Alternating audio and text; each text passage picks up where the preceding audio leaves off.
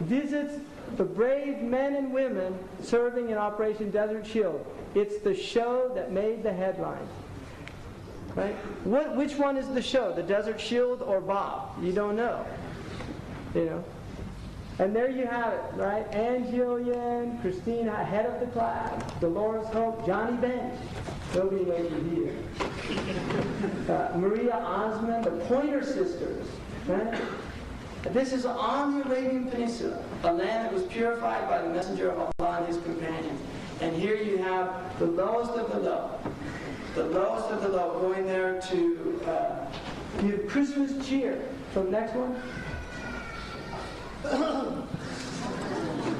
There you go. That's what they want. That's all they want. If you do that, they'll be happy with you, I promise. That's what they want from us, right there. That picture says 1,000 words. I don't have to make any comments on that.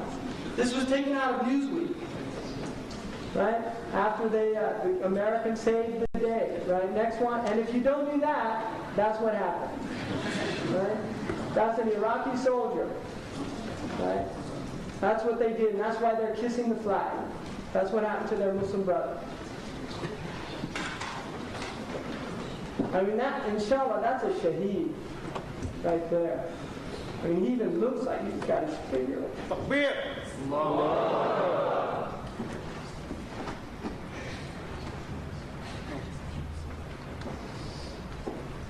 He looks like he's saying shahada.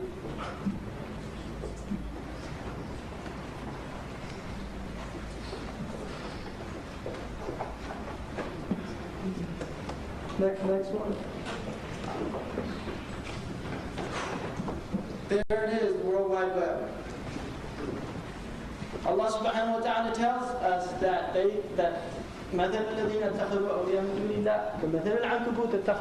those who take protecting friends other than Allah, they take a system other than Allah's system, are like those who make a spider's web. And surely the weakest of houses is the house of the spider. Here's an advertisement for the net. The cheapest way to attract new customers. The customers are flies. And what are flies attracted to? Crap, because that's what they're selling. Right? That's what it is. And the word in Arabic, Dajjal, or Dajjal, is a group of people spreading feces all over the world. You can look it up in the dictionary. Look it up. I'm not making this up. Spreading feces all over the world. Dung. And another one, Dajjal, is a group of people selling goods. Right? And so here they are. That's their spider's web, which I'm going to talk about. Well, I mean, it's very interesting. Let's look at the spider's web. In Tech Week, because I live right near Silicon Valley there, Tech Week, May 4th, 1998. Doomsday fears about Y2K. Some experts say we're in denial about how dangerous the millennial bug really is. This is not a crazy magazine. This is a software engineer's magazine in the Silicon Valley. New York, Chicago, Atlanta, and a dozen other cities are going to resemble Beirut in January 2000. That's why I moved out of New York City to rural New Mexico a couple of months ago. The government of the U.S. as we currently know it will fall on 1/1/2000, period.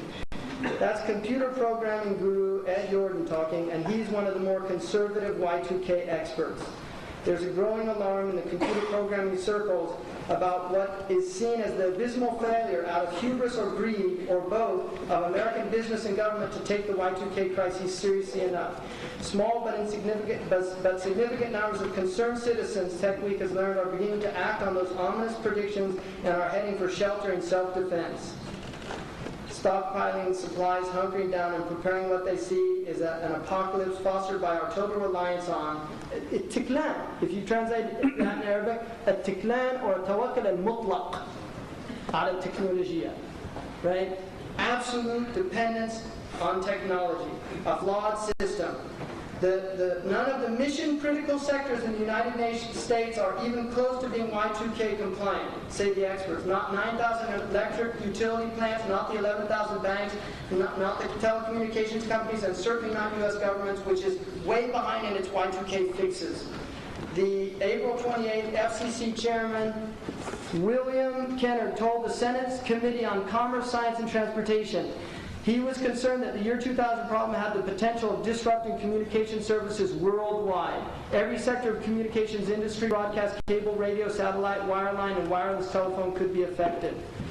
Right? And then here, the IRS, speaking also before the Senate, IRS Commissioner in the Wall Street Journal on April 22nd said, 21 months from now, there could be 90 million taxpayers who won't get their refunds. If we don't fix the century date problem, we will have a situation scarier than the average disaster movie you might see on Sunday night.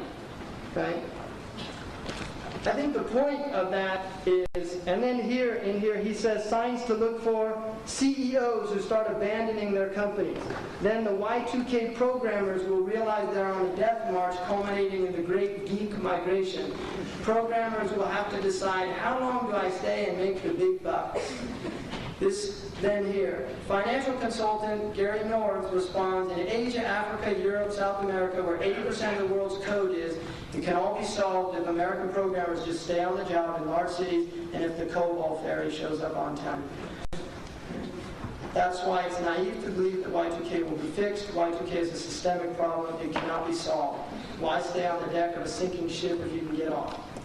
Now, other signs, other dates that are important: August 22nd, 1999, GPS global positioning system rollover reset to 0.